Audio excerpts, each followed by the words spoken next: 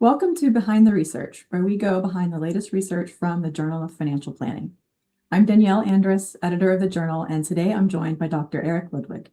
Eric is Associate Professor of Retirement Income, Director of the Center for Retirement Income, and Director of the RICP program at the American College of Financial Services. He's also CEO of Stockbridge Private Wealth Management. His research focuses on the intersection of AI and retirement planning. He's also the author of the peer-reviewed research in the September issue of the Journal of Financial Planning titled The Technology-Enabled Financial Help-Seeking Framework, AI, Financial Planners, and the Role of Financial Stress.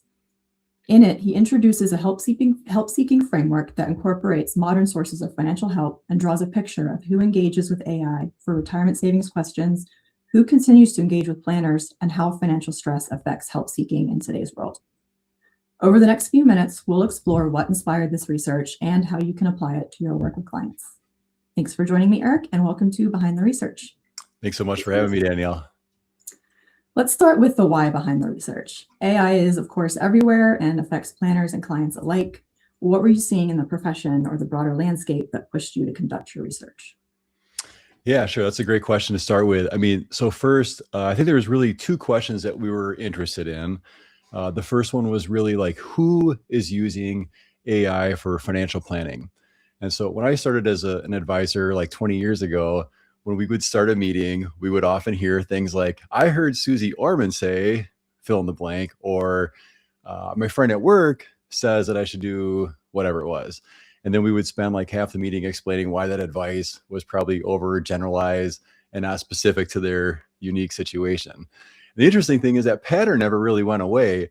It's just that the source of that information is now changed, right? So it used to be friend or Susie Orman, and now it's, hey, I typed this into ChatGPT and it told me to do X. What do you think?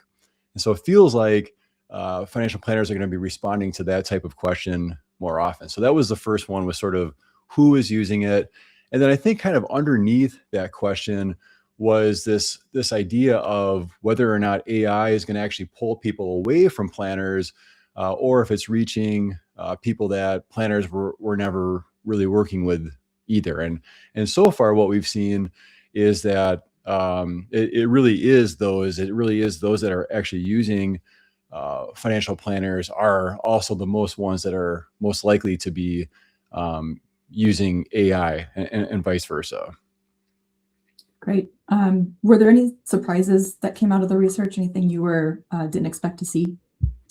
Yeah, so really it was that first one I'll start with, which is that the biggest users of AI are actually those who are already using a financial planner. So if we look, for example, high income earners, those in our data set that had income of 250,000 or more, were actually 12 times more likely to use both a planner and AI as compared to neither source. So that was kind of interesting. Like we were, I don't know the right way to say this, but we were sort of hoping that we would see lower income people would be the ones that were more likely to use AI, just because it's, a lot of these tools are free and there's kind of an access question about being able to access a planner. So that was the first one. And then the second one that stuck out was this idea around financial stress. We tend to think those, like, you don't really seek help unless you realize that you have some kind of problem, right? So what we expected is that those that had reported higher financial stress, we thought that they would be more likely to seek help from AI, just because it was easy to look up an answer. And actually what we found was just the opposite, that those who experience some sort of financial stress were more likely to seek help from a professional. So that was different than what we expected. So I think what's happening there is that because the financial stress is some underlying, there's probably a greater complexity going on there. They're at least seeking help from a professional as opposed to just AI. And then the other thing, just as a kind of big picture view, we saw things like race, education, as well as marital status didn't seem to predict who was using AI as opposed to a planner. So at least along those lines, we don't really see any stratification yet. Yeah. The point about stress is really reassuring and a confirmation of what we all think is true, that when you're under stress, it's nice to have a person to talk to. Right. I have a feeling that's going to be the way of the future, right? That like maybe the algorithms do get so good that we can rely on them for help, but at least it's that kind of like we're doing, right? Like I'd rather talk to you instead of just like looking up an answer. Or like I say, same way, same. You could have like typed these questions into AI and got responses, but it's nice to actually talk to each other. I agree. Great. Yeah.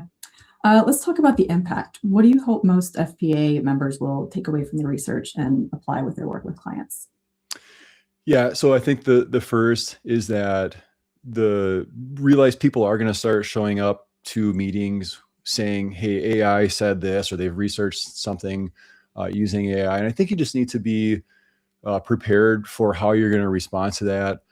The first is like sort of who is most likely to be doing that.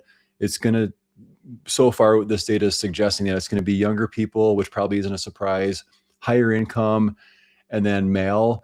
Uh, the kind of joke that we've been having around the male finding is that sort of in the old days, males were always like the joke was like males were least likely to be asking for directions, right? So, but we're actually seeing males are tend to be more likely to be using AI, at least for financial planning, than female. So that would be the first thing is from a demographics perspective, sort of who that is.